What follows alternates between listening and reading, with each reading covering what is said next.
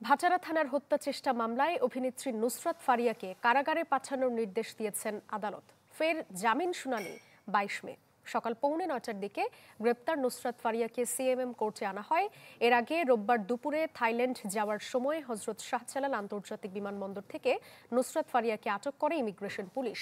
পরে ভাচারা থানা পুলিশের কাছে হস্তান্তর করা হয়। দেখানো হয় গ্রেপ্তার এই অভিনেত্রীর বিরুদ্ধে 2024 সালের বৈষম্য বিরোধী আন্দোলন চলাকালীন রাজধানীর ভাচারা থানায় একটি হত্যা চেষ্টা মামলা রয়েছে। ফারিয়া ছাড়াও হত্যা চেষ্টা মামলায় আসামি করা হয়েছে অপু বিশ্বাস, আসনা হাবিব ভাবনা ও অভিনেতা জায়েদ খান সহ 17 জনকে। নিশ্চিন্তে খান স্বাস্থ্যকর অল টাইম পান, all time healthy life.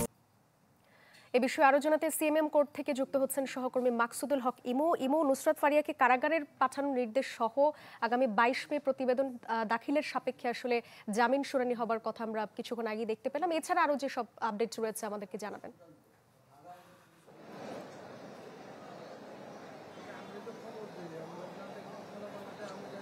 Sadia, Nusrat ফারিয়াকে আদালতের প্রাঙ্গণে নিয়ে আসা হয় কিন্তু সকালবেলায়, অর্থাৎ 8:45টার ভিতরে আসলে নুসরাত ফারিয়াকে বহনকারী গাড়িটি আদালত প্রাঙ্গণে প্রবেশ করে এবং তারপর আমরা দেখেছি যে বেলা 10টা নাগাদ নুসরাত ফারিয়াকে কিন্তু আসলে আদালতে উপস্থিত করা হয় এবং বিচারক যিনি রয়েছেন 27 নম্বর কোর্টের সেই বিচারকের সামনে তখন তাকে আদালতে হাজির করা হয়। আমরা প্রথমে জানতে পেরেছিলাম যে নুসরাত ফারিয়ার পক্ষে কোনো আইনজীবী ছিলেন না। পরবর্তীতে যখন নুসরাত ফারিয়াকে আদালতে হাজির করা হয় তখন তার পক্ষের আইনজীবীকে কিন্তু আমরা আদালতের এজলাসে দেখেছি।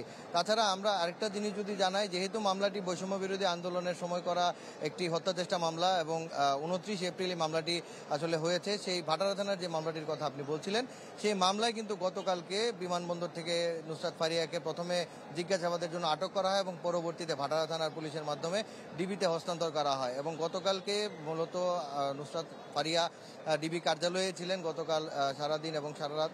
সেখানে থাকার পর আজকে সকালে তাকে আদালতে হাজির করার জন্য নিয়ে আসা হয় এবং আমরা যতদূর দেখতে পেরেছি যে পুরো এই মামলাটির যত অন্যান্য যারা অভিযুক্তরা রয়েছেন তাদের মধ্যে আসলে যেহেতু নুসরাত ফারিয়া একজন হাই প্রোফাইল অভিনেত্রী এবং তিনি দেশের সর্বশেষ মুজিব সিনেমায় শেখ হাসিনার চরিত্রে অভিনয় করেছিলেন, তার এই মামলাটি নিয়ে কিন্তু খুব একটা আলোচনা ছিল এবং সেই জায়গা থেকে আজকে যখন তাকে আদালতে নিয়ে আসা হয়, আদালতে আমরা উৎসুক জনতারও কিন্তু একটা আসলে ভিড় দেখতে পেয়েছি।